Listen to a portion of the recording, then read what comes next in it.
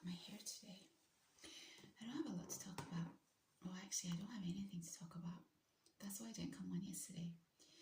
And then today I was just grappling, like, what do I talk about today? The reason I don't have anything to talk about is because my mind has been sort of clear this past week. I've been trying really hard to just focus a little bit. As you know, I do struggle with that because I've just got so much on my mind. But I have been trying to focus a little bit, and maybe I can talk about that in a couple of weeks' time. But as a result, I haven't been watching anything. I haven't been distracted, apart from this lovely book right here. Funny story, Emily Henry. I really like her. I gave up on that finance book. It was just mind-boggling. I don't get it. I don't understand it. So I gave up. And I've started reading her because, I don't know, maybe 2025 is the year of love. I kind of came in this year feeling like love was everywhere. So I'm, reading a romance book, and the character in it, he's just kind. Yeah, it's great. It's a great book. So then I went and ordered another one of her books, plus a thriller. So I'm excited for these books to be coming in. Other than that, I haven't had any distractions. So I thought, okay, let me go through my notes. Sometimes when something pops up into my head, I make a note of it. And I thought, let me go back and look at all the things that I've made notes of. Maybe I can tidy up some pieces. Some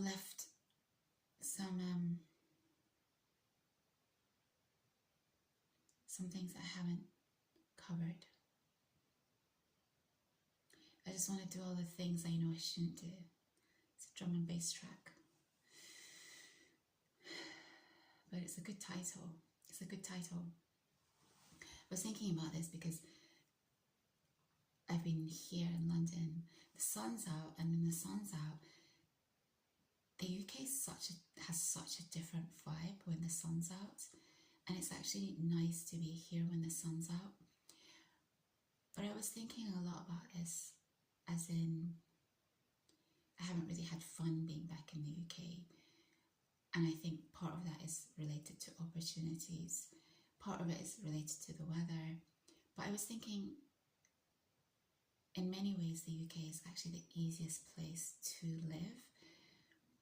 Not only because it's a very open-minded place, but also I've travelled a little bit, and there's nowhere other than the UK that you can get the best produce in terms of organic food, vegetables, fruit, and food from so many different cultures, the ingredients, so that you can make the food from scratch yourself. As an example, Japan was amazing for food. I mean, it was a dream living there for food, except it could not access Middle Eastern ingredients, couldn't access olives, fresh olives. There's so many things I just could not access. Yes, they do sell olives, but they just add so many chemicals. It's prepackaged because they've brought it in from somewhere else.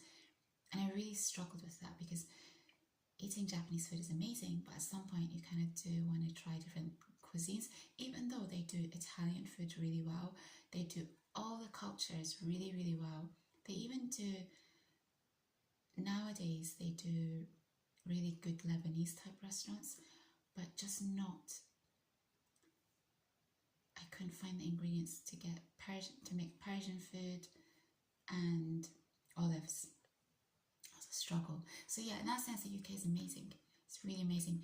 And I have struggled in other places, even in America, because like I said to you before, the organic food never really felt like it was organic. But why did I mention this? I was thinking about, I just want to do all the things I know I shouldn't do. I just kind of want to run away. I want to just be free.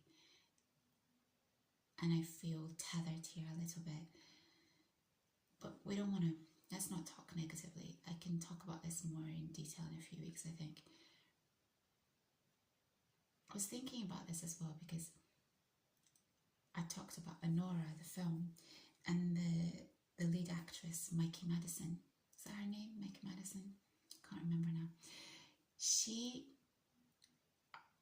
When I was watching an interview with her, I was just amazed. She said that her father, her whole family, including her brother, her dad, and her grandmother, have watched her film, have watched Honora. She said her dad's watched it 4 times.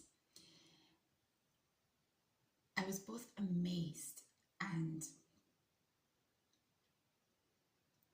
there was a feeling of envy about that as well. If you don't know, she's pretty much almost near naked in this movie, and obviously as her character is a dancer in a club, in a strip club. There are scenes where she's doing that kind of thing, and I thought, oh my gosh, my parents, my dad would just cry. He would think that he'd failed me. He would be just distraught to see me in a film like that. And it's amazing, isn't it, that culture plays such a big part in how you end up growing up. Now, I could do something like what Mikey Madison has done if I'd been an actress, but my relationship, I think, with my father would never have been the same. I think he would have genuinely thought he'd failed me. And whilst I understand his traditional ways, and he's really modern in his thinking on a lot of things, but maybe not on this, it would definitely have affected our relationship. So I felt like kind of incredulousness and a little bit of envy that she's completely free. She is freedom personified. No matter what she does, she will be accepted. I'm talking about Mikey Madison. The freedom to have artistic control and just be who you want to be. And I am considered very free, as in I just almost pretty much do what I want, but I have limits as well. There's no way I'd be able to get away with doing something like that, just because the relationship with my dad is really important to me. Even a lot of the things that I've done in the past, it has caused some friction. And I'm talking about like my travel interests and not wanting to have a regular lifestyle. And I'm not talking about the whole marriage thing or anything like that. I'm talking about not having a regular or normal or what he perhaps would have wanted me to be professionally. And he's such a kind person, he never says anything about it. But I know deep down inside, there's a disappointment that I've never fulfilled the potential that he sees in me and he knows I have. So it's things like that, which yeah, of course it hurts. As in, I want my dad to be proud of me. And yeah, I was just amazed by this, that her dad has seen this film 4 times, not even just once, but 4 times. Incredible. So I think that's why she's such a pleasant person. She comes across as a very, very pleasant and centered person. It's probably because she's had full acceptance. And it is what it is, but I do often think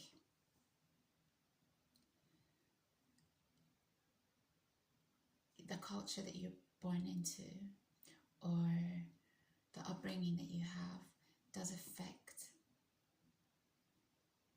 a lot of things. So I was thinking a lot about that. I've got something down here saying, can someone tell me what it feels like to be really good at something? We can talk about that another time. Sometimes the best deal is no deal. I think this must have been on a John Griffin video, and I completely agree. Someone had written, sometimes the best deal is no deal. Don't know what he means by that now. Oh yeah, I get it. Sometimes the best deal is no deal, as in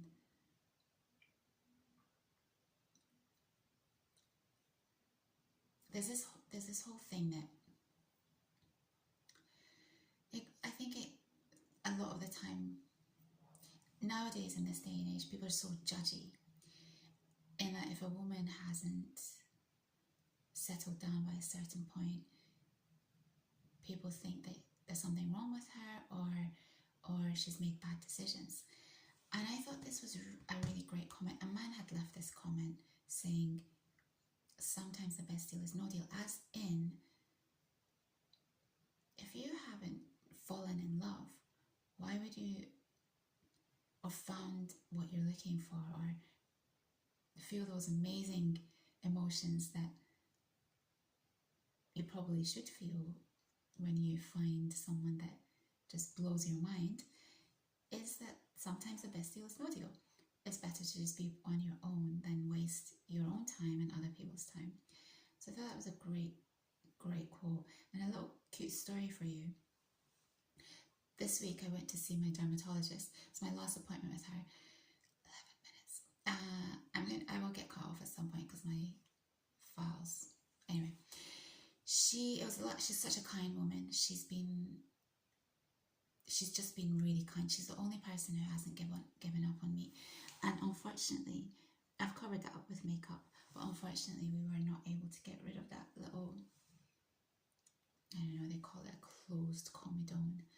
It's like a little lump, and it's obvious. If you were to see me in real life, you would be able to see it. And it got me down actually last year. I'm now used to it. I'm just like, okay, whatever, I can't do anything about it. Not got me down to the point I felt really miserable, because I'm not like that. I can pull myself out of funks, generally speaking, quite quickly. But it was something I was aware of, and it was something I wanted to get sorted out. She was the only person who stuck by me. I'd seen several different people, and they just wanted to get rid of me. Finally, I landed on her, and she said, well, I can't sign you off, as in let you go until you're happy with what we've done. So I've been seeing her for quite a while. She is an ethnically Nigerian woman, and she has this warm, mummy feel about her. And so I went to see her, and as I was waiting to see her this week, there was a lady sitting next to me. We were all waiting for her in dermatology, and this doctor, she came out and she asked me my name because she wanted to see who was waiting. I gave her my name, and the lady next to me gave her her name. And once the doctor left, she started chatting to me, and she was an Asian woman, older Asian woman, and I think maybe she was when I say Asian, by the way, you guys, if you're from North America, in the UK we don't use Asian in the way that you guys use Asian. We use Asian to mean people from Pakistan, Sri Lanka, India, Bangladesh, that kind of region. So I think she was potentially maybe Pakistani, because we started talking and she mentioned her name because her surname had a similar ring to my name, my first name. Yeah, kind of. And then, so that's how we started talking. I don't know if people know how old I am when they see me. I think they think I'm younger than I am. But I was just chatting away with her. She was old, like she's probably in her, I don't know, late 60s, something like that. And she was talking about her daughter who had got married and moved to Australia. And I said, why didn't you go to Australia with her? I actually have Australians. I've never really been interested in traveling or living in Australia. I can talk about that in detail another time, but recently and from last year I've seen videos of Australia, and I'll tell you why in a second. And it's so sunny, it just looks just warm all the time. So she was talking about her daughter going over to Australia with this husband of hers, and I said, why didn't you just go? And she said, oh, it's too far, it's distant. And she said, have you ever been to Australia? I said, well, actually I haven't been, but there's this DJ. That's the reason I know about Australia now. I said, there's this DJ who does these bike rides, and he's traveled to Australia several times, and you get to see the beauty of Australia from his bike rides. And she kind of scoffed at me, you guys. She scoffed at me. Like, she's one of these girls who listens to music and DJs and stuff. And I'm not around really traditional or religious people who minimize my shine. So it's really funny when I am to have a conversation like this and hear her scoff at what I was saying. And she tried to temper herself. She tried to minimize it, but I could tell she thought it was just so frivolous and too fun and too free. And so at one point she said, "You're not married, are you?" And I said, "No, I'm not." And I don't know if I give off not married vibes, or she's maybe noticed I don't wear a ring on my finger or whatever. Maybe I'm just too happy. I don't know. No, I think you can be happy when you're married to the right person, okay? Okay? But she said it to me and I was like, no, I'm not. Why did I mention this? Well, there's a reason. There's a point, you guys.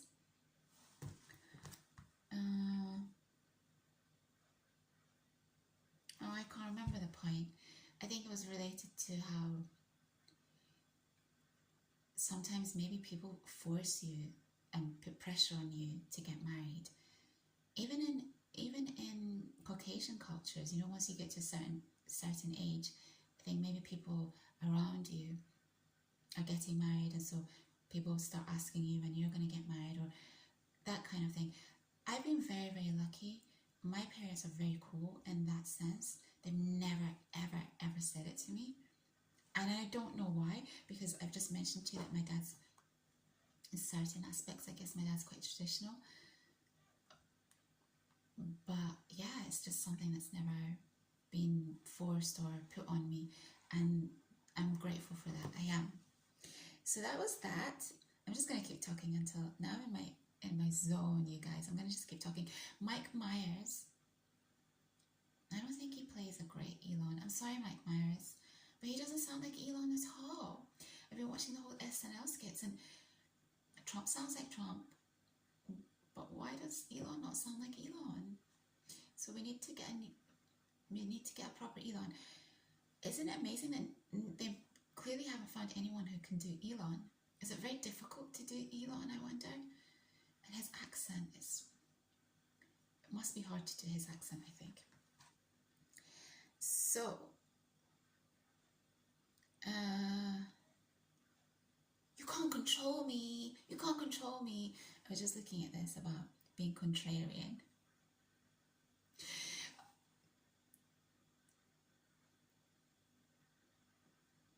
I don't follow what other people are doing. I've never been like that. I've always done things my own way. I think it's a strength of mine, but at the same time, you could argue that I've missed out on traditional or normal experiences that people have. I've been watching, so,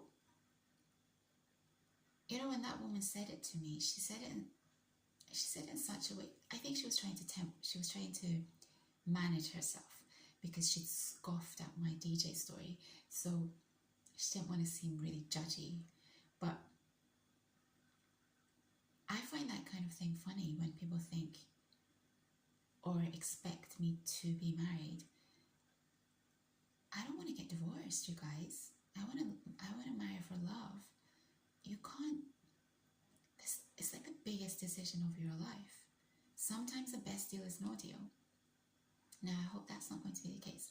But I don't even necessarily believe that you need to get married to be in love. Marriage is a thing that maybe benefits the child or for tax purposes or this and that. But I don't want to control anyone. And I want a man that I love, to be free in the sense that if he ever stops loving me, he lets me know and I'll just let him go. Yes, it complicates things if you've got children, but maybe I might not, you know. So, I've been watching yesterday, I think, and the day before, I was on Instagram because I've been I'm feeling like music when the sun comes out. I just want to listen to some music, and there's this one track that keeps coming up. It's a Weekend track. I didn't realize it was the Weekend, but oh my gosh, I love it so much. They don't need Playboy Carti on it. I don't know why they didn't just make this track a Weekend track. Ever since I was a kid, I was legit. Yes, ever since I was a kid, I was legit. Such a tune. So I was on Instagram trying to find new tracks. It's not an excuse, guys. But Instagram has become really salacious in terms of what men are doing on Instagram these days. I don't judge it. If women can do whatever they want to do, let these men do whatever they want to do. So there's some really interesting things that these guys are doing involving their hips. OMG, that's all I can say. But that wasn't the point of this Instagram segue. It was that there was this video of this girl married to her husband, and he was very wholesome, attractive, and I think there was this video of him trying on glasses, and then the comments underneath the wife, she was reading the comments to her husband, the thirsty comments that all these ladies had left. And he's the kind of guy that I think a lot of women would want to get married to. Very wholesome, very just nice, kind, you know. And slight shyness about him. When she was reading the comments to him, he was a little bit shy about it. No arrogance. And then so I just looked on another video of theirs, and they were doing this thing, this skit, where she was trying to pretend that she wasn't his wife. She was just some random woman on the street who was trying to physically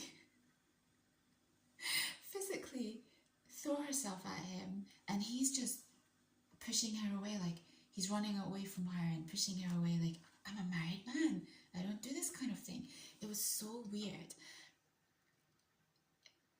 in the sense that why would you want your husband to look so emasculated? Is that the right word? On a social media app, emasculated, deprived of his male role or identity. Like, if you are in love and if you are in a relationship and trust isn't there, you shouldn't be in the relationship in the first place. That's the first thing. The second thing is, I see this a lot where men, they might be glancing at, I suddenly catch them perhaps glancing at me or another woman, and they suddenly look away when the woman or me notices their glance and they're with their girlfriend or their wife, and they just immediately look away like, oh my gosh, I've been caught in the act or whatever. I find it a really bizarre thing to do. Beauty, and I'm not talking about myself here, someone might be looking at me because of the way I'm dressed or something, whatever. We are interested in people. We are interested in beauty all around. We are interested and curious about people. And it's okay to look at people. And so this was like she was neutering him. She was taking away his masculinity. And then because I'd watched that video, another video came up of a man and a woman. You know, they film these hot girls walking into a shop and a guy's with his girlfriend, and it's social media is so weird. Like, why would you be filming this kind of thing? So the boyfriend notices this hot girl in this tiny minuscule dress, and he suddenly just grabs his girlfriend and kind of touches her, almost as if, don't worry, trying to make himself feel better and her trying to make her feel better at the same time. And I find this whole thing really odd. I would be so mortified if a really beautiful woman, if someone I'm with noticed a really beautiful woman and he just kind of casually grabs me to try and make me feel better. Because that would be saying that I don't feel secure or safe in the relationship, and I'm potentially threatened by this other woman. No, don't do that. Don't do that. Just enjoy the beauty. You're free to enjoy people's beauty in the same way that if I notice someone beautiful, I feel free to enjoy their beauty, man or woman. It's okay. Let's not have low self-esteem that we feel self-conscious when these kind of things happen. There's a connection to this. There's a little bit that I needed to add on to this. Oh yeah, remember one time Italian men they are free people, and I can't help but admire it. Remember one time, this is years ago, I was on the tube in London, and this Italian middle-aged man, and obviously I'm younger than I am now, this middle-aged man, slightly older than middle-aged, maybe in his 50s, was with his wife and a group of other Italians, tourists. And he started speaking to me and he started complimenting me. And he was with his wife and this group of couples as well. And for me, you know, the fact that he's much older, it's not that big a deal because he did it in such a lovely way, in his very Italian way. But I first looked at the wife to see if she found it really uncomfortable or inappropriate, and she didn't. It was almost like she was used to him doing this. And I couldn't help admiring her and him. Her for just letting him be free and joining in the fun, and him for not losing his identity as a man. Does that mean that if I'm with someone that I love, I would be happy for him to do that? I don't know that I would be happy necessarily for him to do that, but I also wouldn't control it. As in, if he sees beauty and if he sees someone that he's attracted to, or he sees something about someone that he wants to compliment, maybe it was my style or whatever, I don't know. I know that I dress well, you guys. I know this. This is 2025 and I'm in a let me gas myself up era at the moment, you guys. I need it. I've taken several difficult years, lots of losses, and yeah, let's enjoy who we are. So, for whatever reason, he had started this conversation with me, and I looked to her first to see if she found it inappropriate. She didn't, and so we all ended up kind of having this conversation. He was very, very charming, very Italian, and Italian men are just like this. I think French men are like this to a certain extent as well, but more so Italians. And I think that's what I would want. I would want the person that I love to feel free to enjoy the world. And I wouldn't want to restrict them or nurture them. Nurture. I think that's the right word. I don't want to emasculate a man. Obviously, you can enjoy beauty. You can't touch it. But unless you want to leave me, and then you're free to do whatever you like. But obviously, I have my boundaries as well. But I would never, ever minimize someone's natural joy for enjoying beauty or enjoying woman. I think this is okay. It's okay. It's all right. I'm secure in myself. Don't worry. Do not be. Yeah, so I notice these things, and I always feel like the men look like the life has been knocked out of them, like they're not men anymore. And no, I'm not saying that we should all go around doing this kind of thing. Just some men have just this, and women. I like people. I like talking to people. Obviously, I know I have boundaries, and I am respectful. But yeah, if I saw someone that was very attractive, and I'm with someone who I love, and if they notice that I'm enjoying that beauty, I'll mention that, yeah, he's attractive. Of course he is. That's okay. Maybe it adds an interesting frisson. Frisson. I think frisson is the right word. I'm gonna go frisson. Frisson meaning. Sometimes I think I'm losing my ability to speak English, you guys. I've got so many not so many, but I do have other languages. Frisson, brief moment of Frisson. Frisson. Ooh, it's French. Frisson. I'm not going to say it like that. Let's just say frisson, because I like to change the sound of words. brief moment of emotional excitement.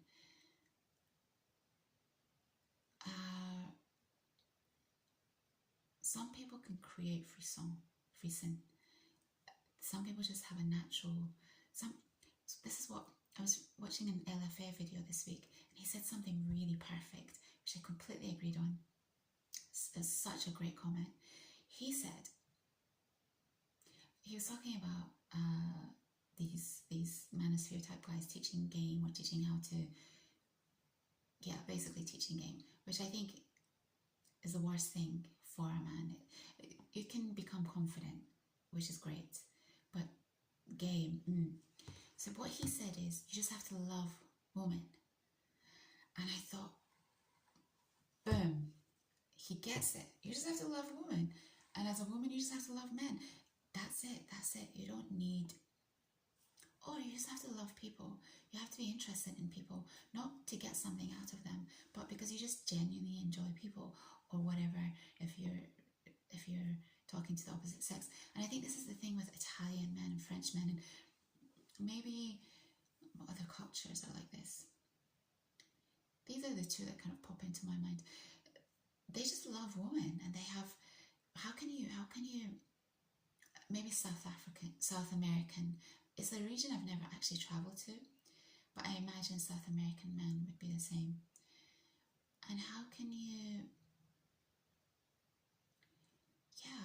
limit that? Because I don't think we should limit it. We just need to know what the boundaries and the appropriate conduct, and knowing our limits. I'm still here. Should I go, you guys? I've somehow got into my why it'll disarm them. Ask why it'll disarm them. This is the last thing I'm going to say. One of the things I forgot to mention about Honora and the character of Yura, which I really loved, he was not a person who was reactive. He didn't overreact to things. And it's a quality that I really respect and admire. And he was a curious person. So whenever she would say outlandish things, he would always ask her why. He was genuinely curious why she thought or said the things that she did. So he would say, well, why are you calling me a flaggerty, blah, blah, blah? Why are you calling me a rapist?